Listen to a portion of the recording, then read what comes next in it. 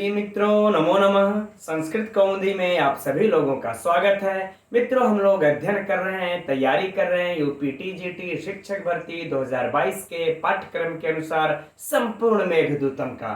और कल की कक्षा तक हम लोग इसके 40 श्लोकों का अध्ययन कर चुके हैं, किंतु मेघ के मार्ग का चित्रांकन करके रूपरेखा खींच करके हम लोग केवल अभी 27 श्लोकों तक ही देखे हैं। तो मित्रों, आज की कक्षा आप लोगों के लिए बहुत ही महत्वपूर्ण है, क्योंकि आज की कक्षा में हम लोग उस 27 श्लोकों में जहां तक मेघ नीचे ही गिरी पर्वत पर, नीचे ही पर्वत पर विश्राम करके जो आगे बढ़ता है, तो आगे किन किन नदियों को पार करते हुए उज्जैनी में जाता है, उज्जैनी में वह क्या क्या देखता है, उज्जैनी में कहाँ रुकता है, इन सारी बातों को हम लोग इस चित्र के माध्यम से समझेंगे। अगर मित्रों हम लोग इस चित्र के माध्यम से मेघ के मार्ग को समझ लेंगे ना, तो हम लोगों के मस्तिष्क पर, दिमाग में बिल्कुल मेघ के मार्ग की एक रूपरेखा खिंच जाएगी और वह हम लोगों के लिए बिल्कुल दिमाग में स्थायी हो जाएगा, कंफ्यूजन परीक्षा में नहीं होगा।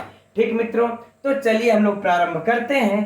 तो देखिए, इसके पहले हम लोग जो मेघ के मार्ग का चित्रांकन करके रूपरेखा खींच करके जो समझे थे, वो 27 श्लोक तक, अर्थात उस समय मेघ कहाँ है, विदिशा के नीचे ही पर्वत पर। इसका मित्रों हम लोग मेघ मार्ग का खींच चुके हैं।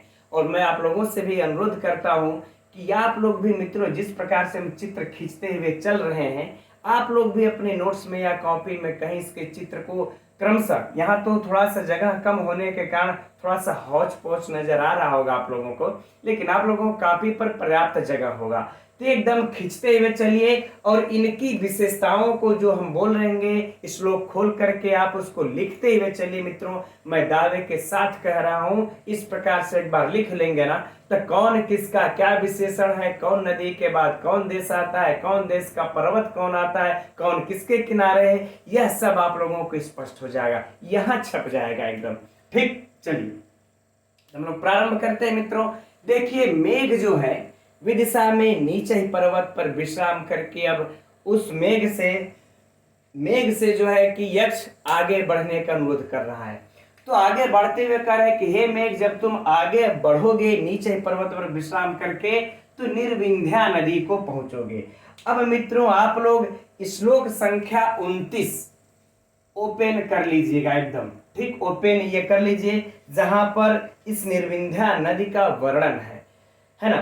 तो वहां पर जब हम लोग पहुंचेंगे, थोड़े से कीड़े गिरने लगे, शाम का समय है मित्रों, और जानते हैं आप लोग कि मैं बाहर पहाड़ी एरियो में रहता हूं, तो बारिश का मौसम आ गया तो कीड़े गिरना स्वाभाविक है, जब लाइट जलते ही प्रकाश होता है। तो ठीक, चलिए 29वां श्लोक आप लोग खोल लीजिए। वहां पर मित्रों लिखा हुआ है वीचिक छो विस्तनित विहग श्रेणी कांची, है ना, श्रेणी कांची गुड़ाया, अर्थात इस निर्विंध्या नदी की मित्रों यह विशेषण है कि निर्विंध्या नदी की जो पानी है रुक रुक करके बह रही है, जिसके कारण लहरों की चोट से जो इन वृक्षों पर बैठे हुए जो पक्षी हैं वे उड़ जा रहे हैं पंक्ति बना करके। और जब पंक्ति बना करके उड़ रहे हैं मित्रों, तो इसकी शोभा कैसी हो रही है, कह रहे कि पक्षियों की पंक्ति रूपी करधनी, एकदम नोट कर लीजिएगा मित्रों, पक्षियों की पंक्ति रूपी करधनी। देखिए मैंने पक्षी यहाँ पर चित्र खींच दिया है ना, यह पक्षी बन गए एकदम, करधनी इसकी हो गई यहाँ पर इस निर्विंध्या नदी की। फिर आगे कहते हैं कि यहाँ पर अगर आप पहुंचते हैं तो दर्शिता वर्तनाभे, कि वह तुम्हें आवर्त रूपी अपनी नाभि दिखाएगी, है ना मित्रों। तो देखिए आवर्त जो घोरा भंवर रूपी है ना, यह जो घेरा बन रहा है मित्रों, क्या हो गई, भंवर रूपी नाभि को यह निर्विंध्या नदी दिखला रही है। एकदम आराम से मित्रों समझिए, एकदम आप लोगों की मस्तिष्क पटल पर यह रूपरेखा छप जाएगी। ठीक, तो देखिए यह दो विशेषताएं बता देते हैं। यक्ष मेघ से कर रहे, मेघ जब नीचे पर्वत पर विश्राम करके आगे बढ़ोगे तो मार्ग में तुम्हें ये निर्विंध्या नदी दिखाई देगी। इसकी दो विशेषताएं हैं, एक तो यह रुक रुक करके जब चलती है, लहरों की चोट होती है, तो पक्षी जब वृक्षों पर से बैठे हुए जुड़ जाते हैं तो पंक्ति बनाकर उड़ते हैं तो करधनी के समान हो जाती है।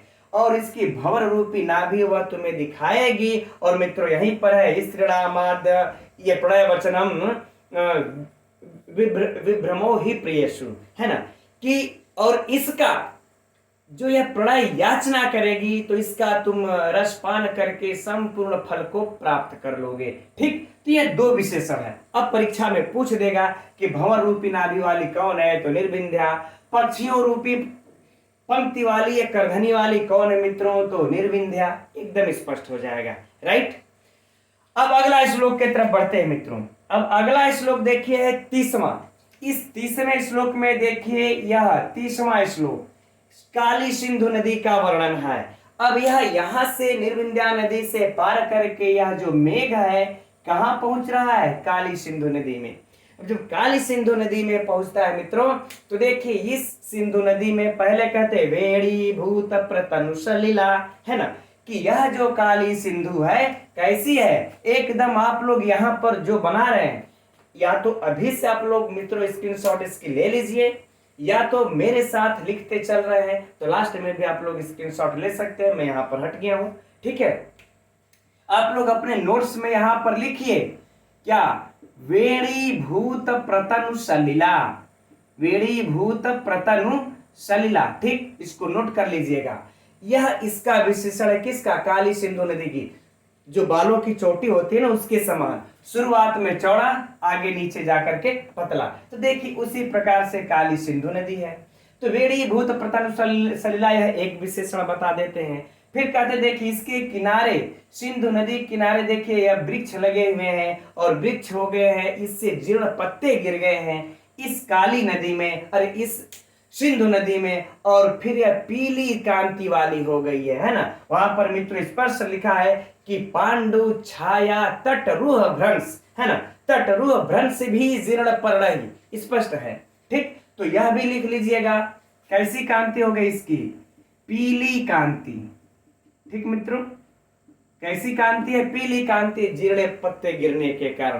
तो देखिए यह दो विशेषण इसका भी हो गया। इस प्रकार से चित्र खींच करके एक बार मित्रों आप लोग तैयार कर लीजिए। हम एकदम पूर्ण विश्वास के साथ हम कह रहे हैं आप लोगों से, एकदम माइंड पर यह खींच सा जाएगा आप लोगों के। ठीक, चलिए आगे बढ़ते हैं। अब मेघ कहता है, यक्ष मेघ से कहता है कि मेघ अब जब तुम इसके आगे बढ़ोगे इस सिंधु नदी के बाद तो तुम्हें उज्जैनी नदी दिखाई देगी। अर्थात मित्रों उज्जैनी नदी के वैभव का वर्णन कर रहे हैं और फिर साथ में ही तुरंत शिप्रा नदी के वायु का वर्णन करने लगते हैं। ठीक है, शिप्रा नदी के वायु का वर्णन। ठीक, तो ये देखिए यह शिप्रा नदी हो गई मित्रों। कौन सी नदी है, शिप्रा नदी। ठीक, अब उज्जैनी के वैभव का वर्णन करके मित्रों श्लोक संख्या 32 एकदम नोट कर लीजिए। श्लोक संख्या 32 में शिप्रा नदी का वर्णन है। तो देखिए शिप्रा नदी का क्या वर्णन है, इसमें कमल खिले हुए हैं, सारस लंबी टांगों वाले जो पक्षी है ना, कूजितम सारसा नाम, यह नदी जो है इसमें सारस कूजित हो रहे हैं, बोल रहे हैं। और कमल के सुगंधों से सुगंधित जो वायु इसकी जो बहती है वह क्या करती है, यह वायु जो है बहती है तो थकान को दूर कर देती है। किसके समान, तो कहते हैं कि जैसे कि प्रणय याचना करने वाला प्रेमी के, है ना, जब प्रेमी पुनः संभोग करने की याचना करता है तो संभोग से थकी हुई जो स्त्री होती है उसकी थकान के समान यह भी थकान को मित्रों दूर कर देता है। तो यह देखिए शिप्रा नदी हो गई। अब जस्ट देखिए, जस्ट इसी नदी के किनारे यह पूरी उज्जैनी नगरी बसी हुई है। पूरी जस्ट इसी नदी के किनारे उज्जैनी नगरी है ना। तो कह रहे मित्रों कि अब यह मेघ जो है इस उज्जैनी नगरी को वा करके अब देखिए क्या क्या कर रहा है, किसका किसका वर्णन हो रहा है, अब सब बातें समझ में आएगी। ठीक, तो मित्रों यह सारे के सारे प्रश्न है कि मेघ निर्विंध्या नदी के बाद कौन सी नदी को जाता है, तो सिंधु नदी को। सिंधु नदी के बाद वह कहां पहुंचता है, उज्जैनी में। उज्जैनी किस नदी के किनारे है, तो शिप्रा नदी के किनारे है। यह हमारी उज्जैनी नगरी हो गई, महाकाल मंदिर इत्यादि। अब आइए आगे बढ़ते हैं। तब आप लोग मित्रों खोल देख लीजिए एक, उसके बाद श्लोक संख्या जो 34 आ जाता है कि उज्जैनी में अनुश्रुति है, उसकी तो चर्चा हम लोग कर चुके हैं। कि नलगिरी नामक जो हाथी था वह खूंटे को उखाड़ करके वहां पर जो तांडव किया था इस प्रकार का, तो उसको यहाँ पर खींचा जाना वैसा कोई विशिष्ट तो है नहीं, ठीक, और स्पेस भी कम है, तो ये हो गया। अब अगला जैसे श्लोक के तरफ मित्रों हम लोग आएंगे तो उज्जैनी में घोड़े हाथियों का वर्णन है, जो आप लोग यह देख रहे हैं, ठीक। उज्जैनी के 3 चीजों का वर्णन है श्लोक में, हम लोगों ने पढ़ा था, ठीक। एक तो कहते हैं घोड़ा, दूसरा कहते हैं हाथी, तीसरा योद्धा, ठीक। यह क्या है? वीर या फिर कह ले मित्रों योद्धा, ठीक, उज्जैनी के। अब प्रश्न उठता है मित्रों कि यह उज्जैनी के घोड़े कैसे हैं, है ना, उज्जैनी के घोड़े कैसे हैं मित्रों, तो एकदम नोट कर लीजिए उज्जैनी के घोड़े कैसे हैं। पत्र श्यामा आया हुआ श्लोक संख्या खोल करके देख लीजिए, ये 35वां या 35वें श्लोक से लिया गया है यह चित्र, ठीक। और उसी के अनुसार मित्रों जब आप लोग चित्र खींच करके बनाइएगा तो लिख लीजिएगा, ये पत्र श्यामा घोड़ा का विशेषण है उज्जैनी का। अच्छा, कुछ लोग कह रहे थे कि सर ये कहीं अलका का वर्णन है, ठीक है, तो कोई बात नहीं, चलिए उस पर हम लोग अच्छा बाद में चर्चा ये कर लेंगे, पहले यहां देखते हैं। तो पत्र श्यामा, और दूसरा कह रहे हैं मित्रों जो हाथी का वर्णन है, तो यहाँ के हाथी कैसे हैं, तो हाथी कैसे मित्रों, तो कहते हैं कि शैलोदग्रास्तमीव, है ना, और कर्णो दृष्टिमंतः ये प्रभेदा, यानी कि वह मद चूने के कारण तुम्हारे समान वर्षा करने वाले पर्वत के जैसे हैं।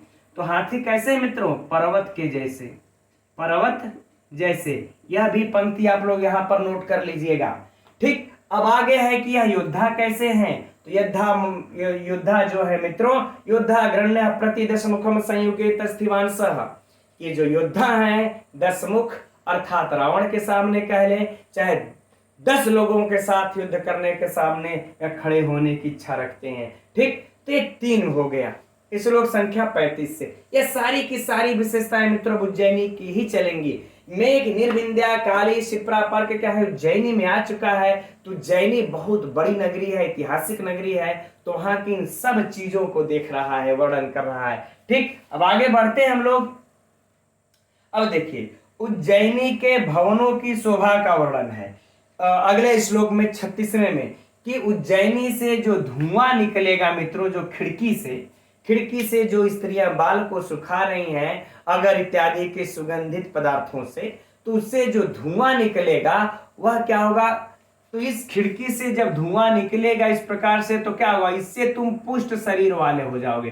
तो मान लेते हैं चलिए खिड़की है, खिड़की से धुआं निकल रहा है, ये मेघ जो है पुष्ट शरीर वाला हो गया, राइट। चलिए अब उसके बाद हम लोग आगे बढ़ते हैं श्लोक संख्या 37, ठीक। अब यहीं पर देखिए इस उज्जैनी नगरी में ही यह बाजार,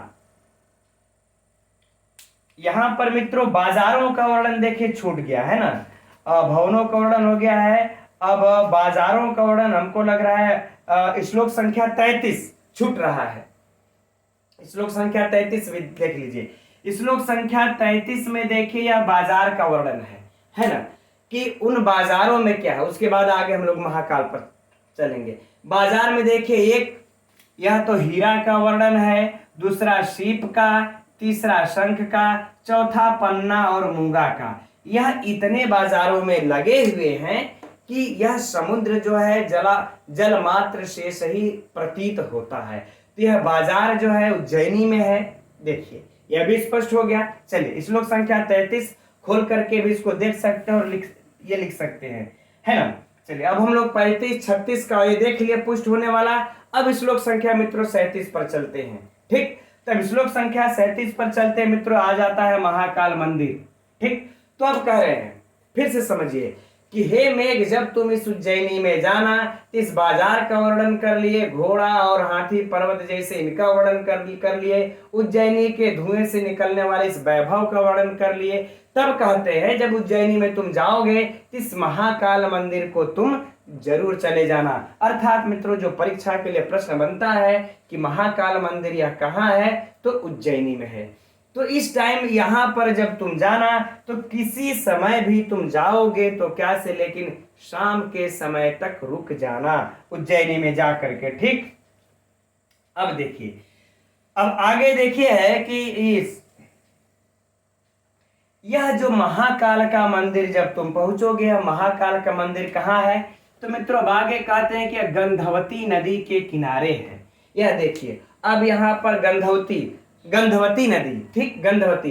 तो एक चीज मित्रों यहाँ पर आप लोगों को स्पष्ट होगा कि शिप्रा इधर बह रही है, गंधवती इधर बह रही है, इन दोनों के बीच में ही यह जो है कि महाकाल का मंदिर है ना, ठीक। यानी शिप्रा, फिर आपका ये उज्जैनी नगरी, इसके बाद महाकाल का मंदिर, फिर ये गंधवती नदी। आएगी बातें समझ में। अब इस गंधवती नदी में क्या है, गंधवती नदी की दो विशेषताएं हैं। एक तो यहाँ पर मित्रों मैंने उस चित्र नहीं खींचा, स्त्रियों के स्नान करने का। यहाँ पर जो स्त्रियां हैं चंदन आदि लगा करके स्नान कर रही हैं, उससे इसका जल सुगंधित हो गया है। और उसके बाद इसमें कमल के केसरों से सुगंधित वायु इससे इस उपवन में बहती है, और इस उपवन से बहते हुए बगीचों वाले युक्त है यह महाकाल का मंदिर। ऐसे पवित्र स्थान की ओर तुम चले जाना, ठीक मित्रों। यह आप लोगों को प्राप्त हो जाएगा श्लोक संख्या 37 में, ठीक, खोल करके देख लीजिएगा। अब जब इस महाकाल मंदिर पर तुम जाना तो ये देखिए स्त्रियां आरती करना प्रारंभ करती हैं श्लोक संख्या किसमें, 38 में। तो स्त्रियां जब आरती करने लगेंगी इसको, तो आरती करते हुए उस समय तुम क्या करना, मधुर ध्वनि नगाड़े बजाने का तुम काम करना है ना, कहते हैं है ना। उस समय तुम कुर्वन संध्या बलि पठताम शूलिनः, है ना, श्लाघनीय कहते हैं। उस समय शिव के प्रशंसा में तुम मधुर गर्जना करना जो नगाड़े का काम करेगा, राइट मित्रों। चलिए अब हम लोग आगे बढ़ते हैं 39वें श्लोक के तरफ, जहां पर कि महाकाल के इस मंदिर में जो है कि वेश्याओं के नृत्य का वर्णन है। तो जगह स्पेस कम होने से मित्रों मैंने उसको नहीं खींचा है। अगर आप लोग खींचना चाहेंगे तो साइड में करके उसको खींच सकते हैं, चाहे इधर उधर कहीं भी, कि इस साइड में रख करके कि स्त्रियां नृत्य कर रही हैं, और नृत्य करते हुए जब तुम थके हुए हाथों पर जब उनके बूंदें पड़ेंगी तुम्हारी पहली, तो तुम्हें नखपद सुखान का अनुभव करेंगी, और भौरों की लंबी पंक्ति के समान तुम पर कटाक्ष डालेंगी, ठीक। ये चित्र मैंने नहीं खींचा है। अब देखिए, अब हम लोग प्रश्न संख्या 40 पर चलते हैं, है ना। प्रश्न संख्या 40 करें, श्लोक संख्या 40 के लिए देखिए मित्रों मैंने ये चित्र खींचा है।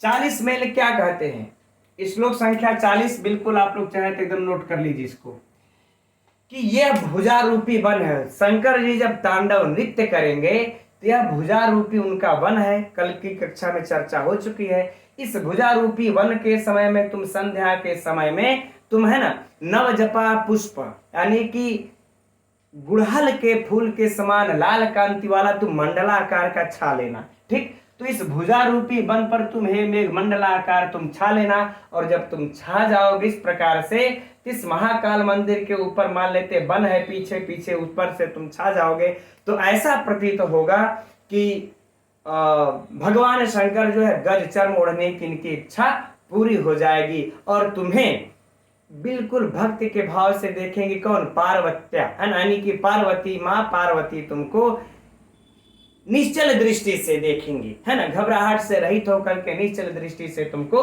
देखेंगी। तो ये मित्र हो गया हम लोगों का श्लोक संख्या 40। अब बात करेंगे हम लोग मित्रों, अब आज में जो हम लोगों को श्लोक संख्या अध्ययन करना है, श्लोक संख्या 41 का। 41 में अब मेघ को बिजली को चमकना है, अब सारिकाओं के लिए रास्ता दिखाना है।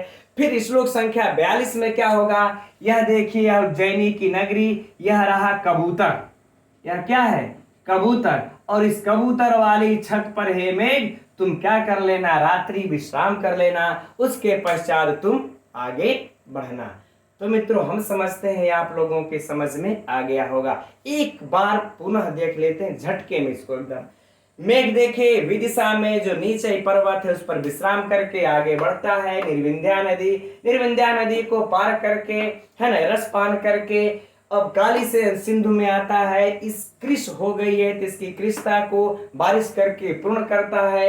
फिर शिप्रा नदी में आ जाता है, शिप्रा नदी को पार करके इधर उज्जैनी नगरी में आ जाता है। उज्जैनी नगरी में पहले फिर इस बाजारों का वर्णन प्रारंभ होता है, फिर योद्धा और हाथी और इसके घोड़े का वर्णन प्रारंभ होता है, फिर उज्जैनी के इस वैभव का वर्णन प्रारंभ होता है कि धुआं निकल करके तुम पुष्ट हो जाओगे।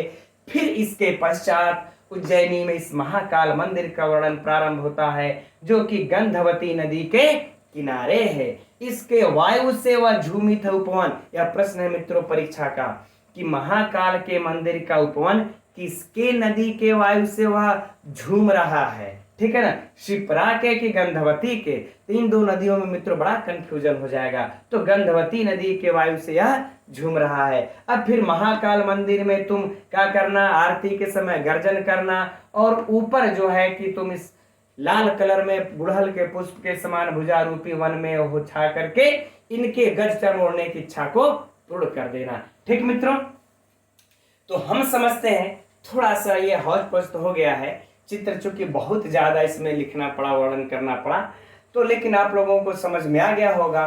आप लोग अपने अनुसार इसको अलग अलग करके चित्र खींच लीजिएगा। मैं हट जाता हूं, आप लोग इसका स्क्रीनशॉट ले लीजिए। फिर हम लोग बढ़ते हैं अगले श्लोक 41वें की तरफ।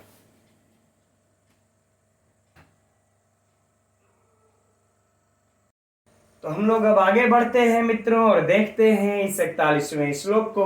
अच्छा मित्रों, आज मुझे बड़ा ही खेद हो रहा है, अफसोस हो रहा है कि शायद मैं आज के चित्र में मेघ मार्ग को बहुत ही अच्छे ढंग से आप लोगों को स्पष्ट नहीं कर पाया, प्रस्तुत नहीं कर पाया, नहीं समझा पाया, क्योंकि वो चित्र मुझे लगता है कि बहुत ज्यादा हौच पौच हो गया था। लेकिन मैं आप लोगों से यह रिक्वेस्ट करता हूं कि उस चित्र को आप लोग अलग अलग स्पेस में बना करके तैयार ये कीजिएगा। और जब कोई भी चीजें बहुत अच्छे ढंग से नहीं समझा पाते हैं ना, तो पता नहीं क्यों मेरे दिमाग में बार बार वही चीजें आ जाती हैं, न चाहते हुए भी, कि शायद मैंने इस चीज को अच्छे ढंग से आज नहीं समझा पाया। ये चित्र के साथ ही नहीं, कोई भी श्लोक के साथ मेरे साथ यही होता है। अगर मैं उस श्लोक को अच्छे ढंग से आप लोगों को नहीं समझा पाता हूँ, नहीं प्रस्तुत कर पाता हूँ। ठीक है, अच्छा मित्र, कोई बात नहीं, हम आगे से ध्यान रखेंगे कि जो मेघ के मार्ग का चित्र जब खींचेंगे तो उसको थोड़ा सा दूरी रख करके, अर्थात इतना घना नहीं रखेंगे। ठीक, अच्छा देखते हैं हम लोग इस 41वें श्लोक को, अब क्या किया जा सकता है, आगे बढ़ते हैं। यद्यपि मित्रों अगर आप लोगों को समझ में नहीं आया होगा तो फिर से आप लोग कमेंट्स कीजिएगा, मैं फिर से उसे समझाऊंगा, ठीक, क्योंकि मुझे संतुष्टि नहीं है। अच्छा आगे बढ़ते हैं। करे गच्छन्ति नाम रमण वसतिम योसिताम तत्र नक्तम रुद्धा लोके नरपति पथे सूचि भेद्य ही तमोभि सौदा मन्या कनक निक्सा स्निग्धया दर्शयोर्विम उत्सर्ग मुखरो मा स्म भूह विक्लवास्ता। है ना मित्रों, दिमाग में वही चला जा रहा है, पढ़ने में भी इधर उधर हो जा रहा है ध्यान, कोई बात नहीं, देखते हैं। अच्छा कि देखिए, अब मेघ जो है, अभी हम लोगों ने 40वें श्लोक में पढ़ा है कि मेघ जो है उस आरती के समय वही महाकाल मंदिर अच्छा अर्थात उज्जैनी में ही रहता है, और तांडव नृत्य के समय भी ऊपर वह मंडलाकार छाता है। तो स्वाभाविक सी बात है मित्रों, मेघ जो है रात्रि में वही रहेगा, कहाँ, उज्जैनी में ही रहेगा। तो उज्जैनी में रहेगा तो उसको रात्रि में काम क्या करना है, रात्रि में क्या काम करना है, वो उस श्लोक का वर्णन इसमें कर रहे हैं। और उस कार्य को यक्ष जो है मेघ से बता रहा है कि उज्जैनी में तुमको काम क्या करना है, वहां के अभिसारिकाओं को रास्ता दिखाना है। ठीक, तो इसका वर्णन है। चलिए देखते हैं हम लोग इसके अर्थ को कि गच्छन्ति नाम अर्थात मतलब मित्रों जाती हुई, है ना, जाती हुई रमण वस्तिम, रमण वस्ती मतलब प्रिय के घर, प्रिय के वस्तिम अर्थात मित्रों घर, है ना। तो जाती हुई प्रिय के घर, तो प्रश्न उठता है कि कौन जाती हुई प्रिय के घर, तो मित्रों आता है कि योषिताम अर्थात स्त्री, यूं कह ले मित्रों अभिसारिका, अभिसारिका। हम समझते हैं कि जो भी हमारे संस्कृत के भाई बहन, जो भी मित्रगण, जो भी छात्र छात्रा होंगे, वह इस अभिसारिका के अर्थ को अवश्य ही जानते होंगे। वैसे फिर भी हम लोग एक बार चर्चा कर लेते हैं कि अभिसारिका उनको कहते हैं जो रात्रि में स्वयं ही अपने प्रेमी के घर या प्रिय के घर रमण करने के लिए रात्रि में अकेले ही चली जाती हैं। ठीक, ऐसी स्त्रियों को, ऐसी कामनियों को अभिसारिका कहा जाता है। ठीक, तो वही बातें यहाँ पर बोल रहे हैं कि हे मेघ, प्रिय के घर जाती हुई स्त्री अर्थात अभिसारिकाओं को तत्र मने वहां, अर्थात मित्रों कहाँ, तो उज्जैनी में, है ना, उस वहां उज्जैनी में जब अभिसारिकाएं जा रही है, कब, नक्तम अर्थात रात्रि में, नक्तम अर्थात रात्रि में। स्पष्ट हो गया।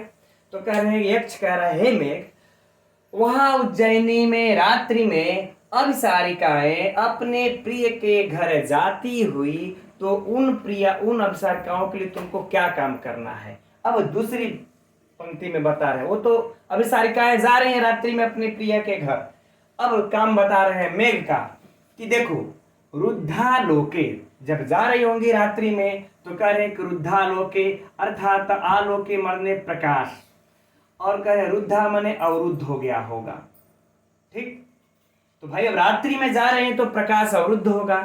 कहाँ का प्रकाश, तो कह रहे नरपति पथे, अर्थात नरपति अर्थात मित्रों राज, है ना, पथ मतलब मार्ग। ठीक, तो कह रहे राजमार्ग का प्रकाश क्या होगा, अवरुद्ध होगा, क्योंकि वो रात्रि में जा रही हैं। ठीक, अब कह रहे हैं अब कितना अंधकार होगा, तो कह रहे हैं कि सूची भेद्य ही तमो भी, यानी कि सूची भेद्य ही अर्थात कह रहे मित्रों जिसको सुई से भी भेदा न जा सके, अर्थात कह ले कि अत्यंत घना। ठीक, तो कह रहे अत्यंत घना, तमो भी माने अंधकार, अंधकार, है ना। तो कह रहे हैं, अब यक्ष कह रहा है मेघ से कि हे मेघ सुनो, अत्यंत घना अंधकार के कारण राजमार्ग में प्रकाश न होने से, अरे प्रकाश अवरुद्ध हो गया होगा, अर्थात एकदम अंधेरा हो गया होगा। आई बातें समझ में। चलिए अब आगे बढ़ते हैं। अब कह रहे हैं तो तुमको करना क्या है, कह रहे हैं कि सौदा मन्या अर्थात बिजली, अर्थात कह रहे हैं कि बिजली से, है ना, और कैसी बिजली से, तो कह रहे कनक निकसा स्निग्धया, कह रहे कनक अर्थात सोने की, है ना, निकसा अर्थात कसौटी पर खरा, सोने की कसौटी पर कह ले कि चिकनाया गया या खींचा गया, स्निग्धा माने खींचा गया। अब देखिए मित्रों, इसका अर्थ थोड़ा सा समझते हैं। जैसे देखिए सोना होता है ना, सोना होता है, जब उसको हम कसौटी पर कसते हैं तो उसमें जब हम एक लकीर खींच देते हैं तो देखते हैं ना, वो लकीर उस सोने में बहुत ही गाढ़ी चमकती है, पीली। इसीलिए कह रहे हैं कि अपने तुम बिजली, यानी कि यह जो सोना पर हम इस प्रकार से लकीरें खींच देते हैं, यह जो लकीर चमकती है उसी प्रकार सोने की कसौटी पर खींचा गया, उसके समान उस बिजली से तुम क्या करना, दर्शय उर्विम, है ना, दर्शय माने दिखा देना, दिखा देना, उर्विम माने मार्ग को। तो उन अभिसारिकाओं को तुम सोने की कसौटी पर खींचे गए लकीर के समान बिजली से उनके मार्ग को तुम दिखा देना। एक कार्य बता दिया, कौन, यक्ष ने मेघ से, यह पहला कार्य बता दिया तुमको करना क्या है रात्रि में। और दूसरा और भी बता रहे हैं, कह रहे लेकिन देखो, तो यह उत्सर्ग स्तनित मुखरो, लेकिन सुनो, तो यह उत्सर्ग मतलब जल, और उत्सर्ग माने वर्षा। ठीक, एक एक शब्दों का अर्थ मित्रों हम बता दे रहे हैं आप लोगों को। तो कह रहे जल वर्षा के द्वारा, और कह रहे स्तनित माने गर्जन करके, गर्जन, और मुखरो माने शब्दायमान, शब्दायमान, मां मने मत, और इसम भू मने हो, है ना, मत होना। ठीक, लेकिन सुनो, तुमको सिर्फ बिजली चमक करके रास्ता दिखाना है इन अभिसारिकाओं को, क्या नहीं करना है, करे जल वर्षा करके गर्जन करते हुए तुमको शब्दायमान नहीं होना है, अर्थात तुमको न तो जल वर्षा करना है न तो गर्जन करके शब्दायमान होना है। क्यों, इस निषेध का कारण भी बता रहे हैं, या कि तुमको ये कार्य निषेध है, ये कार्य नहीं करना है, सिर्फ मार्ग दिखाना है। तो कारण क्या बता रहे, करे कि विक्लवास ताह, ताह मतलब मित्रों यह ताह सर्वनाम आया है, तो यह योषिताम के लिए आया है ना। वहां की स्त्रियां, वहां के अभिसारिकाएं, है ना, यो कहले स्त्रियां क्या होती हैं, विक्लवा मतलब डरपोक, क्या होती हैं, डरपोक होती हैं। तो क्योंकि सुनो, इसलिए तुमको यह कार्य नहीं करना है, क्योंकि वहां की स्त्रियां अत्यंत डरपोक होती हैं। तुम क्या पता गरज तड़क दिए, तड़तड़ा के तड़ाक दे अगर चमक आवाज किए तो हो ना उनका हार्ट अटैक कर दे, रास्ते में रह जा, प्रिय के घर पहुंच ही न पाए क्योंकि डरपोक होती हैं। ठीक, आगे बातें समझ में ना। चलिए एक बार हम लोग संपूर्ण अर्थ को देख लेते हैं, फिर प्रश्नोत्तर इसमें से निकाला जाएगा। तो कह रहे हैं देखो, हे मेघ वहां उज्जैनी में रात्रि में प्रिय के घर जाती हुई अभिसारिकाओं को तुम राजमार्ग में अत्यंत घना अंधकार के कारण जिसका प्रकाश अवरुद्ध हो गया है, ऐसे राजमार्ग में तुम बिजली सोने की कसौटी पर खींचे गए बिजली के लकीर के समान उस बिजली से चमक करके तुम मार्ग को दिखा देना। लेकिन एक काम तुमको नहीं करना है कि जल वर्षा और गर्जन के साथ तुमको शब्दायमान नहीं होना है, मत होना, क्योंकि वहां की स्त्रियां अत्यंत डरपोक होती हैं। ठीक मित्रों, चलिए हम समझते हैं, समझ में आ गया होगा। परीक्षा उपयोगी प्रश्नों पर चलते हैं। ठीक, पहला प्रश्न कि अभिसारिका, अब योषिताम का अर्थ क्या होता है? अभिसारिका, अभिसारिका किसको कहते हैं, चर्चा हो गई है ना। अब सुनिए कि कहाँ की स्त्रियां अभिसरण के लिए प्रिय के घर जाती हैं। फिर समझिए प्रश्न को, कहाँ की स्त्रियां योषिताम, कुत्र योषिताम, है ना, अभिसारण के लिए या रमण करने के लिए प्रिय के घर जाती हैं। उज्जैनी की, या फिर दशाण देश की, विदिशा की, है ना, या फिर ब्रह्मवर्त वैवर्त देश की, कुछ भी ऑप्शन में रहेगा। तो कहा कि मित्रों उज्जैनी की जो स्त्रियां हैं वो अभिसारण के लिए प्रिय के घर जाती हैं। ठीक है, चलिए आगे अगला प्रश्न। ये तो एक प्रश्न यहां से हो गया हम लोगों का। अब देखिए अगला प्रश्न कि कहाँ की स्त्रियां अत्यंत डरपोक होती हैं। उसी जगह, पहले इसी जगह से इसको भी उठा लेते हैं कि कहाँ की स्त्रियां अत्यंत डरपोक होती हैं। तो उज्जैनी की स्त्रियां अत्यंत डरपोक होती हैं। दूसरा प्रश्न। अब अगला प्रश्न सुनिए, तीसरा कि कहाँ के स्त्रियों को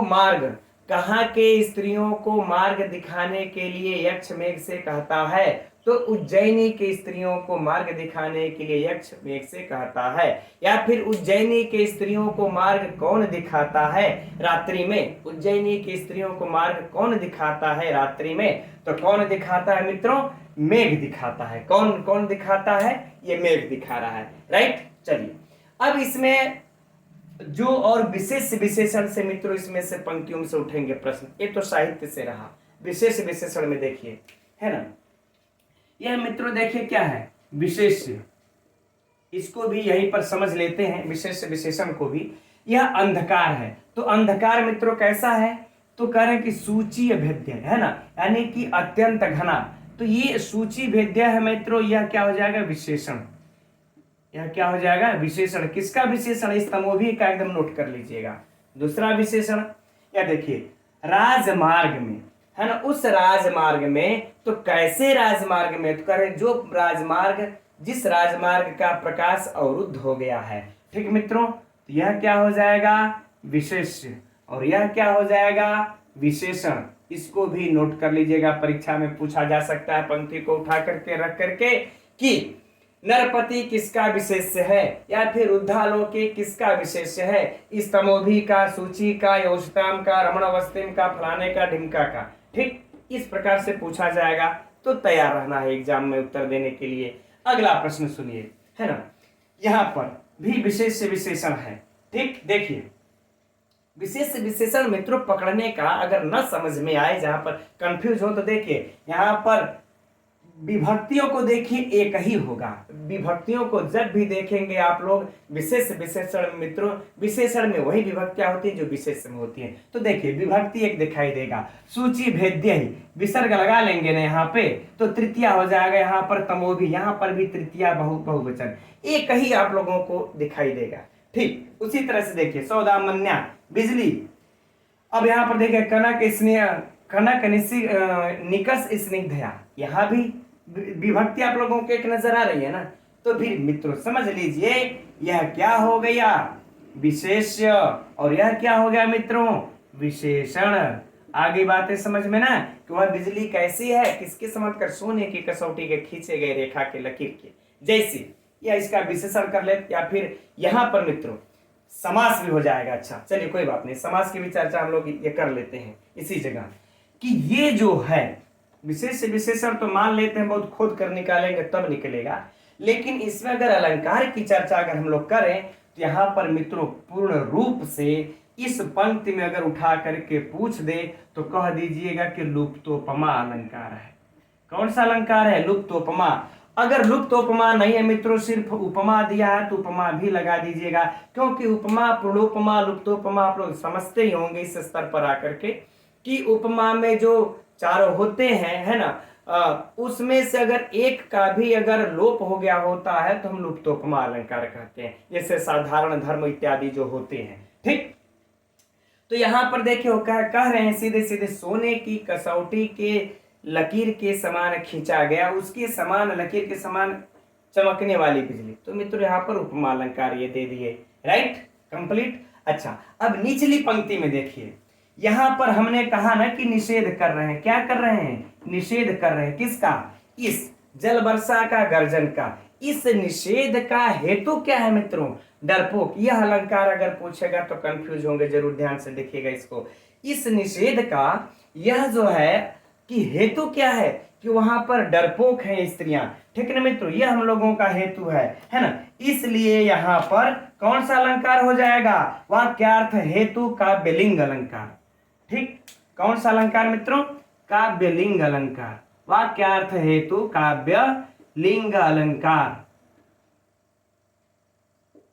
ठीक, आगे बातें समझ में, क्योंकि यहाँ मित्रों स्पष्ट है कि जो मुखरत्व का निषेध के प्रति यह विक्लवाह हेतु है, तो काव्यलिंग अलंकार। तो ये दो पंक्ति मित्रों एकदम, ये वाली और ये वाली एकदम अलंकार की दृष्टि से महत्वपूर्ण है। राइट, तो हम समझते हैं मित्रों इसमें से कुछ साहित्य के भी प्रश्न हो गए, विशेष विशेषण हो गए, अलंकार भी हो गया।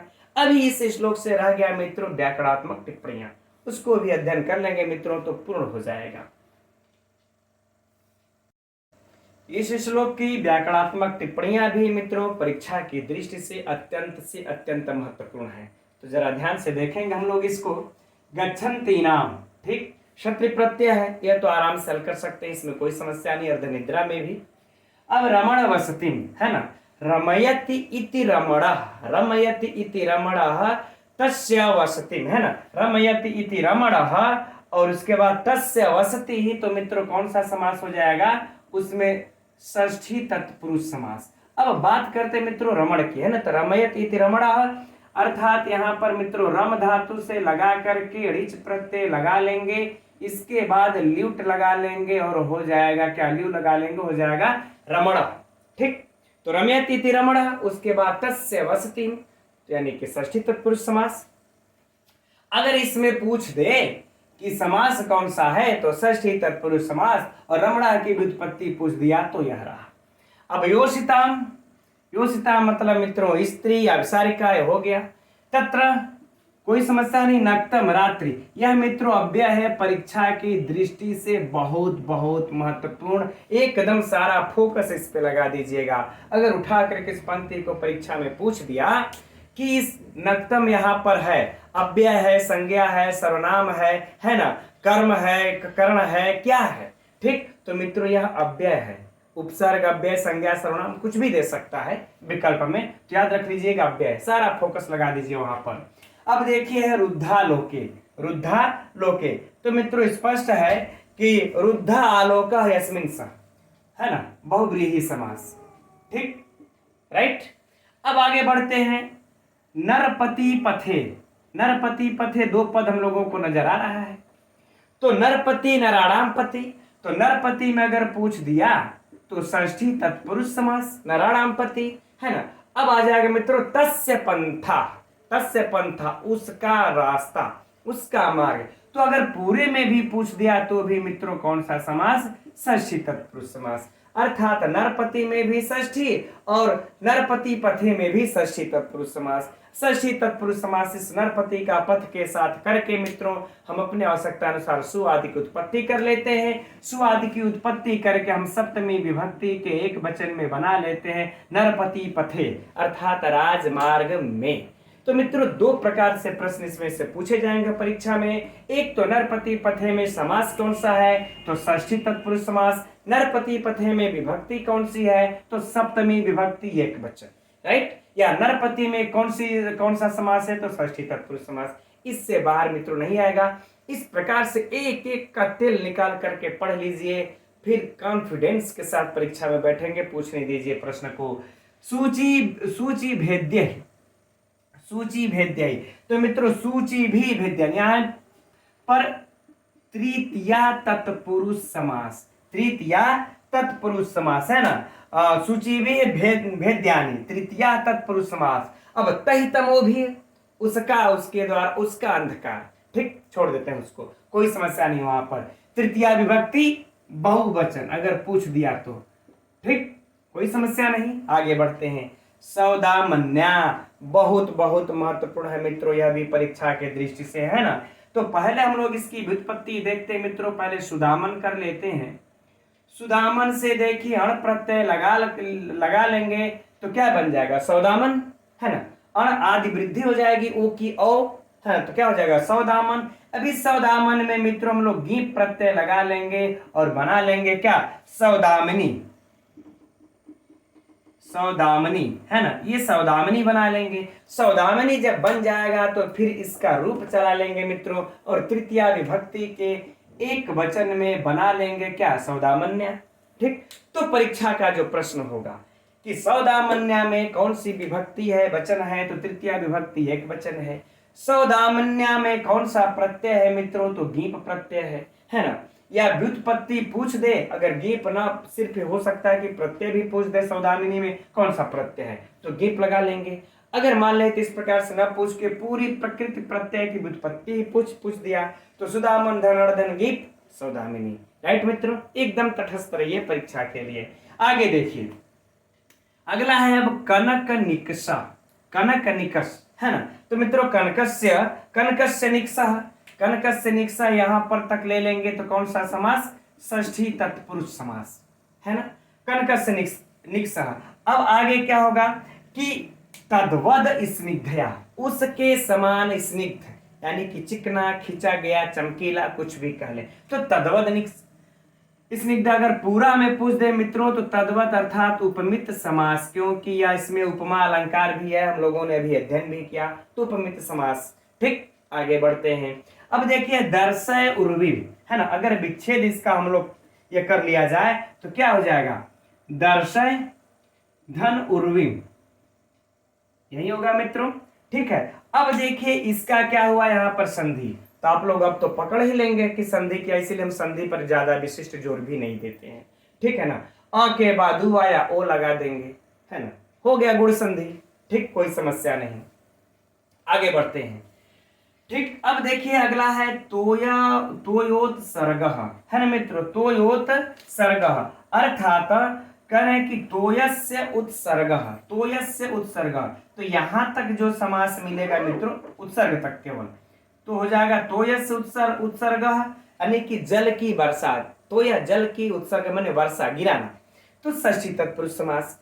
अब देखिए क्या है, अब उसके बाद अब होगा कि तोयोत सर्गश्च, अब इसको ले लेते हैं, फिर स्तनितम, तोयोत सर्गश्च स्तनितम अर्थात स्तनितम च द्वंद्व समास। तो यहां तक जब पूरा मिला देंगे मित्रों तो क्या हो जाएगा, द्वंद्व समास, राइट। अब क्या है आगे, ताभ्याम, है ना, ताभ्याम मुखरः अर्थात कि तोयोत्सर्ग स्तनितम ताभ्याम मुखरः। तो मित्रों अगर पूरे में देख लेंगे तो क्या हो जाएगा, तृतीया तत्पुरुष समास, कोई समस्या नहीं। देखिए कुछ बहन मेरी करती एक एक का व्याकरणात्मक टिप्पणी बताइए सर, तो सुन लीजिए, एक एक की खंड कर करके व्याकरणात्मक टिप्पणियां ये, है ना। कहीं से भी आप लोगों को मित्रों पढ़ लीजिए एक एक करके, बड़ा कॉन्फिडेंस होगा परीक्षा में जब बैठेंगे आप लोगों को, मुझे भी था। अब आगे देखते हैं, कह रहे माँ इस्म, है ना, माँ इस्म, तो कह रहे मित्रों यहाँ पर देखिए माँ इस्म भू, भू में विसर्ग लगा लेंगे तो यह रुत्व यहाँ से यह र है ना हट जाएगा, है ना, तब हो जाएगा विक्लवास, विक्लवाह, फिर विसर्ग लगा लेंगे तो स हट जाएगा, विक्लवाह ताह, है ना, ताह मतलब वो स्त्रियों के लिए जो आया है। तो माँ स्म भूमि मित्रों, यहाँ पर देखिए आपको कि मत होना, अर्थात यहाँ पर देखिए मांगी लुंग सूत्र से लुंग लकार हुआ है ना, मांगी लुंग सूत्र से लुंग लकार हुआ है। और इसके बाद यहाँ पर जो है कि न मांगे योग से अट आगम का निषेध हो जाता है। ठीक, तो ये थोड़ा सा विस्तृत प्रक्रिया है इसकी, कोई बात नहीं। ठीक, अब आगे देखिए विक्लवा, इसका जान लेते हैं। विक्लवा का मित्र होगा विक्लु अच, वी धन क्लू धन अच, वी धन क्लू धन अच हो जाएगा मित्रों विक्लव। उसके बाद टाप लगा देंगे, धन टाप, यह भी नोट कर लीजिएगा, क्योंकि विक्लवा यह स्त्री टाह के लिए आया है। अगर पुरुष के लिए आया होता है तो वी धन क्लू धन अच तक ही हम लोग सीमित रख जाते विक्लव। स्त्री के लिए तो टाप लगा देंगे, विक्लवा हो जाएगा। ठीक मित्रों, 13 देखिए इसकी व्याकरणात्मक टिप्पणियां। अब इसमें से किसी भी प्रकार से मित्रों हम समझ रहे हैं कि कोई भी प्रश्न नहीं बचा होगा हमारी दृष्टि से। कल की कक्षा में एक प्रश्न बच गया था, है ना, उच्चर्म वाला। तो कोई बात नहीं, अगर बचता है मित्रों तुरंत कमेंट कीजिए, सर ये वाला पद नहीं समझ में आया, कमेंट्स के द्वारा उसको हम बता देंगे। ठीक, चलिए आगे बढ़ते हैं हम लोग अगले श्लोक के तरफ। तो देखते हैं अब इस अगले 42वें श्लोक को। यह भी परीक्षा की दृष्टि से अत्यंत महत्वपूर्ण है मित्रों। ठीक, तो ताम कस्यांचित भवन वल्भव सुप्त पारावतायाम नीत्वा रात्रिम चिर विलसनात् खिन्न विद्युत कलत्रः दृष्टे सूर्ये पुनः अपि भवान वाहे दध्वशेषम मंदायन्ते न खलु सुहृदाम अभ्युपेतार्थ कृत्याः। है ना, देखिए इस श्लोक में यक्ष जो है मेघ से रात्रि बिता करके उज्जैनी में प्रातः काल शीघ्र ही चलने का प्रस्थान करने का वर्णन कर रहा है। तो मित्रों अब वहां उज्जैनी में देखते हैं वह रात्रि कहाँ बिता रहा है, किस रूप में बिता रहा है। आइए परीक्षा की दृष्टि से अध्ययन करते हैं। तो कह रहे हैं कि अच्छा मित्रों थोड़ा सा हम लोग अन्वय बनाकर चलते हैं, तब समझने में सरलता होगी। यहां से ठीक इस पंक्ति से पढ़ते हैं। कह रहे हैं कि चिर विलसनाथ, चिर विलसनाथ अर्थात लंबे समय से बहुत देर तक चमकने रहने के कारण। ठीक, बहुत देर तक चमकते रहने के कारण, चमकते रहने के कारण। ठीक, क्या करें कि खिन्न विद्युत कलत्र, खिन्न मतलब मित्रों थकी हुई, खिन्न अर्थात थकी हुई, विद्युत माने बिजली, थकी हुई बिजली, और फिर कलत्र माने बिजली रूपी पत्नी, बिजली रूपी पत्नी। आ गई बातें समझ में। करे बहुत देर तक चमकते रहने के कारण थकी हुई बिजली रूपी पत्नी वाले, पत्नी वाले। चलिए अभी लिख लेते हैं, पत्नी वाले आप, भवान यहाँ है, बाद में भी लगा लेंगे। पत्नी वाले आप नित्वा रात्रिम, नित्वा मने बिताकर, नित्वा मने बिताकर, रात्रि मने रात्रि को। ठीक, किस रात्रि को? तो ताम माने उस रात्रि को, जिस रात्रि को अभी हमने पहले कहा, जिस रात्रि में आपको उज्जैनी में रह करके अभिसारिकाओं को मार्ग दिखलाना है, उस रात्रि को। ठीक, फिर से समझ लीजिए, मेघ कह रहा है, यक्ष कह रहा है मेघ से कि हे मेघ बहुत देर तक चमकते रहने के कारण, भाई बहुत देर तक चमक रहा है अभिसारिकाओं को रास्ता दिखाने के लिए, तो बहुत देर तक चमकते रहने के कारण थकी हुई बिजली रूपी पत्नी वाले आप जो है उस रात्रि को बिताकर, तो प्रश्न उठता है ना मित्रों कि अब उस रात्रि को हम कहाँ रुकेंगे, कहाँ बिताएंगे। तब कह रहे हैं कस्यांचिद भवन वल्भव, कस्यांचिद माने किसी भी, कह रहे हैं किसी भी भवन मतलब भवन के, और वल्भव मतलब होता है मित्रों छज्जा, छत, या वल्भी भी कहते हैं। तो भवन के छत पर, किसी भी भवन के छत पर बिता लेना। लेकिन किसी भी भवन के छत पर कहाँ? जहां पर कि सुप्त पारावतायाम, सुप्त माने सो गए हों, सुप्त अर्थात सो गए हों, और पारावताया मतलब होगा मित्रों कबूतर, पारावत मतलब होता है मित्रों कबूतर, राइट। पारावत माने कबूतर। अच्छा, एक चीजें और भी जान लीजिए परीक्षा की दृष्टि से, कबूतर भी होता है, कलरव भी होता है ना। परीक्षा में यह पारावत तो पूछा जा चुका है, पारावत तो पूछा जा चुका है, पारावत और पारावारा भी होता है। पारावारा माने समुद्र होता है। यह भी मित्रों एकदम शब्दावली की दृष्टि से एकदम अंतर करके नोट कर लीजिए। यह आप लोग वैसे जानते होंगे, है ना। एक शब्द यह है पारावारा, पारावारा अर्थात मित्रों समुद्र, ठीक है ना। यह आप लोगों को दिखाई देगा शिवराज विजयम में, ठीक है। और एक होता है पारावत, पारावत, ठीक, इसके मतलब होता है मित्रों कबूतर। एकदम परीक्षा की दृष्टि से इसको नोट कर लीजिए, कबूतर।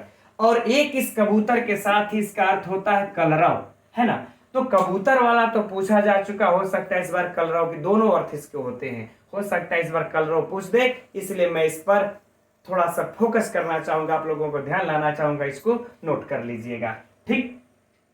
चलिए इसको हटा लेते हैं, कोई समस्या नहीं है, नोट कर लिए होंगे। आगे बढ़े हम लोग, ठीक है ना। तो कह रहे जहां पर कबूतर सो गए हो उस रात्रि पर, उस छत पर रात्रि को बिताना। अब फिर से पुनः मित्रों अर्थ को देख लेते हैं। यक्ष कह रहा है मेघ से, हे मेघ बहुत देर तक चमकते रहने से रहने के कारण थकी हुई बिजली रूपी पत्नी वाले, आप उस रात्रि को किसी भी भवन के छत पर जहां कबूतर सो गए हों, जहां उनकी कलरव की शांति हो गई हो, वहां पर ही उस रात्रि को बिताकर, अब बिता लिया। तो कह रहे दृष्टि सूर्य, सूर्य के दिखाई देने पर, अर्थात मित्रों प्रातः काल, अर्थात प्रातः काल, सूर्य के दिखाई देने पर प्रातः काल, पुनः अपि, पुनः मने पुनः काले या फिर काले अपि मने भी, भवान अर्थात आप, भवान अर्थात आप, वह येद अध्वशेषम, अध्वशेषम अर्थात मित्रों शेष मार्ग को, शेष मार्ग को, और वह येद मतलब कि प्राप्त कर लेना या फिर पूरा करना, है ना, पूरा करना, ठीक, ये अर्थ लगा लेंगे हम लोग, राइट ना। तो कह रहे कि प्रातः का, पुनः प्रातः काल होने पर आप शेष मार्ग को भी पूरा कर लेना। आगे बातें समझने, कितना सरल सा अर्थ है कि हे मेघ बहुत देर तक चमकते रहने से थक रहने के कारण थकी हुई बिजली रूपी पत्नी वाले, आप किसी भी भवन के छत पर जहां कबूतर सो गए हो वहां जाकर के रात्रि बिता लेना, और प्रातः काल पुनः शेष मार्ग को तुम पूरा कर लेना। क्यों, ये नहीं कि 2-3 दिन तक उज्जैनी में ही रुक जाए, इसलिए निचले पंक्ति को लिख रहे हैं, सूक्ति भी है मित्रों, यह वाली पंक्ति महत्वपूर्ण सूक्ति है ना। तो कह रहे हैं कि मंदायन्ते, सुनो तुमको होत सुबह चल देना होगा। क्यों कि मंदायन्ते, मंदायन्ते अर्थात मित्रों कह रहे हैं कि धीमा नहीं पड़ते, धीमा नहीं पड़ते, मंदायन्ते अर्थात करें कि ढीले नहीं होते या फिर धीमा नहीं पड़ते, बल्कि हम लोग कह ले ढीले, ठीक, ढीले नहीं पड़ते। ना खलु मने निश्चय ही, खलु अर्थात निश्चय ही, सुहृदाम अर्थात मित्रों के, मित्रों के, है ना। अब अभ्युपेतार्थ, है ना, अभ्यु म में से निकाल लेंगे तो क्या हो जाएगा, अभ्युपेतार्थ कृत्याः, अर्थात कि अभ्युपेतार्थ कृत्या अर्थात मित्रों काम के काम करने का बीड़ा, काम करने का बीड़ा या फिर कह ले मित्रों प्रयोजन उठाने वाले, काम करने का बीड़ा उठाने वाले लोग, सीधे सीधे लोग कह ले, व्यक्ति कह ले, कुछ भी करे। देखो क्योंकि मित्रों के तुमको सुबह इसलिए उठ करके चल देना है क्योंकि मित्रों के काम करने का बीड़ा उठाने वाले लोग ढीला नहीं पड़ते, और तुम मेरे मित्र हो, मेरे इस काम का बीड़ा उठाए हुए हो कि मेरा संदेश मेरी प्रिया अर्थात उस अलका तक पहुंचाओगे, इसलिए तुमको वहां पर ढीला नहीं पड़ना है, देर रात्रि तक, देर सुबह तक नहीं ठहरना है, खुद सुबह प्रातः काले ही तुमको शेष मार्ग को पूरा करने के लिए चल देना है। ठीक मित्रों, हम समझते हैं अर्थ तो पूरा हो ही गया अब यहाँ पर, है ना, पुनः इसको बोलने की कोई आवश्यकता नहीं। अब यहाँ पर देखिए, जो परीक्षा के लिए हम लोग थोड़ी सी प्रश्नोत्तरी की चर्चा आप कर लेते हैं, है ना। तो परीक्षा के लिए देखें मित्रों की पहला बात कि उज्जैन मेघ कहाँ रात्रि व्यतीत करता है, मेघ अपनी रात्रि कहाँ व्यतीत करता है, तो उज्जैनी में भवन के छत पर, है ना। उज्जैनी में, अगर मान लेते हैं प्रश्न इस प्रकार से भी पूछा जा सकता है कि किस नगरी में व्यतीत करता है, तो उज्जैनी में व्यतीत करता है ना। अगर यह पूछ दिया जाए कि मेघ कहाँ पहली रात्रि व्यतीत करता है, यह भी ध्यान रखिए कि मेघ अब तक सुबह से चल करके वह दिन भर चल करके उज्जैनी पहुंचा है, कहीं पर रात्रि विश्राम नहीं किया है। हाँ, वह नीचे ही पर्वत पर आम्रकुट पर्वत पर वह रुका है, विश्राम किया है, लेकिन रात्रि नहीं रुका है, दिन भर चल रहा है और रात्रि पहली आती है उज्जैनी में रात। तो इस तरह से भी अगर प्रश्न पूछ दे मित्रों कि मेघ पहली रात्रि कहाँ विश्राम करता है, तो उज्जैनी में। ठीक, अच्छा, अब यह दूसरा प्रश्न पूछेगा कि मेघ पहली रात्रि विश्राम कहाँ करता है, छत पर, पर्वत पर, या फिर नदी पर, या पेड़ पर, कहाँ पर करता है, तो वह पहली रात्रि का विश्राम मित्रों छत पर करता है। तो कहाँ के छत पर, तो उज्जैनी के छत पर। राइट, क्लियर हो गया। अब देखिए, इसके वाले पंक्ति से मित्रों परीक्षा के लिए बेहद महत्वपूर्ण प्रश्न जो उठेगा कि यह कैसे छत पर, तो जहां पर कबूतर सो गए हो ऐसे छत पर वह रात्रि विश्राम करता है। ठीक, अगला प्रश्न, यह जो मैंने बताया कि ये पारावत माने कबूतर या कलरव। ठीक, यह शब्दार्थ की दृष्टि से बेहद बेहद बेहद महत्वपूर्ण है मित्रों। चलिए अब आगे बढ़ते हैं। एक चीज और भी याद रखिए, अगला बड़ा ही महत्वपूर्ण प्रश्न है मित्रों इसमें परीक्षा के लिए कि बिजली रूपी पत्नी वाले। तो याद रहे कि मेघ की पत्नी कौन है, अगर पूछ दे परीक्षा में मेघ की पत्नी कौन है मित्रों, तो बिजली है। मेघ की पत्नी कौन है, बिजली है ना। यहाँ पर मात्रा थोड़ी सी गलती है, बिजली, या फिर ऐसे ही रहेगा, नहीं ऐसे ही रहेगा, कोई बात नहीं। तो मेघ की मित्रों पत्नी कौन है, बिजली है, यह याद रहे। ठीक, अब अगर यह प्रश्न पूछ दे कि मेघ की नायिका कौन है, ये तो देखिए रही बात पत्नी की, ये रही बात पत्नी की कि यह बिजली है। अगर मेघ की नायिका पूछ दे कि मेघ की नायिका कौन है मित्रों, तो नायिका देखिए हम लोगों ने अभी जो चित्र में पढ़ा, निर्विंध्या नदी, निर्विंध्या नदी को इसका नायिका कहा हुआ है ना। तो याद रहे नायिका कौन है, निर्विंध्या नदी, यह भी नोट कर लीजिएगा। पीछे हम लोग अध्ययन कर आए हैं कि मेघ की पत्नी पूछे तो बिजली, नायिका पूछे तो निर्विंध्या नदी। ठीक, वहां नायक नायिका का आरोप किया हुआ है और यहाँ पर बिजली में पत्नी का आरोप किया गया है, ये अलग अलग बातें हैं। ठीक, अच्छा, अब अगला प्रश्न सुनिए। थकी हुई बिजली बहुत देर तक चमकते रहने के कारण थकी हुई बिजली रूपी वाले पत्नी का पति कौन है, अगर प्रश्न को अगर पलट दिया जाए मित्रों तो क्या हो जाएगा, मेघ। कह ले, कहीं भी लिखा हुआ तो नहीं है, मेघ। ठीक, राइट, अब आगे बढ़ते हैं। यहाँ पर सुबह उठ करके वो तो मेघ चली दे रहा है, शेष मार्ग को पूरा कर रहा है, यहाँ से कोई प्रश्न विशिष्ट बनता नहीं।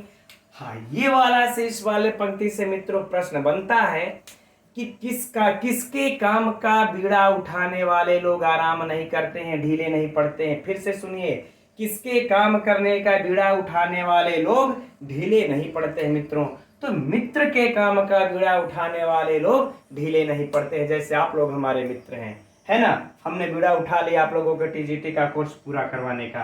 ठीक, अब आगे देखते हैं। यह मित्रों सबसे बढ़िया है कि यह देखिए सूक्ति है, इसको नोट कर लेना है ना। तो हम समझते हैं साहित्य से तो प्रश्न कंप्लीट हो गया। अब इसमें हम लोग कुछ विशेषण निकाल लेते हैं, कुछ अलंकार निकाल लेते हैं। प्रश्न तो इससे भी पूछे जाते हैं। अब विशेषण देखिए, भवान, यह क्या है, विशेष से एकदम नोट कर लीजिएगा मित्रों। शब्द अर्थ बताते समय इसलिए नहीं बताते हैं कि ध्यान भटकेगा, है ना, और बाद में आराम से बताएंगे तो आप लोग इसको नोट कर सकते हैं। तो भवान क्या हो गया, विशेष, कौन, आप। यह भी रहे मित्रों कि यह सर्वनाम किसके लिए आया, तो मेघ के लिए आया है, मेघ आप। इसका विशेषण कौन है, खिन्न विद्युत कलत्रः, कि थकी हुई बिजली रूपी वाले पत्नी का, है ना, ऐसी। तो यह क्या हो जाएगा मित्रों, यह हम लोगों का क्या हो जाएगा, विशेषण। इसको नोट कर लीजिएगा, यह क्या हो गया, विशेषण। राइट। चलिए अच्छा, अब विशेष और विशेषण इसमें कुछ वैसा विशिष्ट दिखता नहीं है। अब हम लोग अलंकार की तरफ चलते हैं। तो ये वाले पंक्ति से मित्रों बेहद बेहद महत्वपूर्ण अलंकार पूछा जाएगा। इस पंक्ति में जो अलंकार है वह है, देखिए, रूपक अलंकार, है ना। कौन सा अलंकार? चलिए इधर लिख लेते हैं, रूपक अलंकार। इसमें रूपक अलंकार है, क्यों? क्योंकि सीधे विद्युत क्या है, विद्युत में, बिजली में नायिका का आरोप है, और नायिका का है पत्नी का आरोप है, और मेघ में पति का आरोप है। तो सीधा सीधा जब आरोप हो रहा है मित्रों, अभेद रहित आरोप है, तो जहां पर अभेद रहित आरोप होता वहां पर रूपक अलंकार। यहाँ पर अभेद रहित आरोप हम लोगों को दिख रहा है सीधे कि पत्नी, बिजली रूपी पत्नी वाले, बिजली के समान नहीं बताया जा रहा है, बिजली रूपी पत्नी वाले, तो रूपक अलंकार। ठीक। अच्छा, अब इन तीन, एक और अलंकार है, इन तीन पंक्तियों का इस सामान्यर्थ का इसके साथ समर्थन करने के कारण चौथी पंक्ति से, जो कि सुक्ति है मित्रों, तो यहां पर तो धर दे आप लोग पकड़ लेंगे कि अर्थांतर न्यास अलंकार है, अर्थांतर न्यास अलंकार है। हम समझते हैं कोई समस्या नहीं होगी यहां पर अलंकार पकड़ने में, राइट। तो अब हम समझते हैं यहां पर आप लोगों का ये सब प्रश्नोत्तरी कंप्लीट हो गया। चलिए हम लोग देखते हैं अब इसके व्याकरणात्मक टिप्पणियों को। तो इसके व्याकरणात्मक टिप्पणियों में देखते हैं, ताम कस्यांचिद भवन वल्भव। तो कस्यांचिद भवन वल्भव, यहां पर हम समझते हैं आप लोगों को कोई समस्या नहीं होनी चाहिए, ना ही कोई पूछे जाने योग्य इसमें से प्रश्न है। हाँ, इसमें है सुप्त पारावतायाम, यानी सुप्ताह पारावताह यस्याम सा, जहां पर कबूतर सो गए हो मित्रों। अच्छा हाँ, एक चीज हम यहाँ पर यह भी बताना भूल गए उस समय, यह भी देखिए विशेषण है, यह भी देखिए विशेषण है, और यह इसमें बहुव्रीहि समास है ना। सुप्ताह पारावताह यस्याम सा, जहां पर कबूतर सो गए हो, ऐसा क्या, भवन वल्भव का। तो यह इसका विशेष्य है, यह क्या है, विशेष्य है। ठीक। तो हो सकता है पूछा जाए, महत्वपूर्ण उस समय ध्यान में नहीं है, नोट कर लीजिएगा। आगे देखिए, नित्वा कत्वा, इसे ही आप लोग लगा लेंगे, चलते फिरते हल हो जाएगा। रात्रि चिर विलसनाथ खिन्न विद्युत, खिन्न विद्युत, तो खिन्न मतलब मित्रों यहाँ पर विशेष खिन्न विद्युत, यानी कि थकी हुई बिजली। तो कर्मधारय समास स्पष्ट रूप में यहाँ पर हो जाएगा, कर्मधारय समास। अब क्या होगा, सा एव कलत्रम यस्य सा, है ना, जिसकी थकी। अब आगे वाला, अब यहाँ पर तो मित्रों देखिए खिन्न विद्युत कर्मधारय समास। अब आगे इस कलत्र के साथ जो समास हुआ है, तो क्या हो जाएगा, सा एव कलत्रम यस्य सह, अर्थात बहुव्रीहि समास। तो पूरे में जब पूछ दे तो बहुव्रीहि समास। एक चीज याद रहे मित्रों, कलत्र मतलब पत्नी होता है, यह भी आप लोग याद रख लीजिएगा, पूछा जा चुका है टीजीटी में शब्दार्थ की दृष्टि से। चलिए आगे बढ़ते हम लोग। दृष्टि सप्तमी, सूर्य सप्तमी, कोई समस्या नहीं। पुनः भवान वाहयेद, हाँ वाहयेद का देख लेते हैं मित्रों। वाहयेद में क्या है, वह धनरिच से, उसके बाद क्या लगा लेंगे, विधिलिंग। यह भी आप लोगों के लिए सरल होना चाहिए, कोई समस्या नहीं होना चाहिए यहाँ पर, वह हरिच विधिलिंग, राइट। अध्वशेषम, अध्वशेषम अर्थात कह ले मित्रों की से, यानी कि षष्ठी अध्वना शेष, अर्थात षष्ठी तत्पुरुष समास। अध्वना शेष षष्ठी तत्पुरुष समास, कोई समस्या नहीं। मंदायन्ते न खलु, मंदायन्ते, तो मित्रों यहाँ पर मंद धन क्यश, पुस्तक में दिया होगा आप लोगों के, नोट कर लीजिएगा, मंद धन क्यश। ठीक।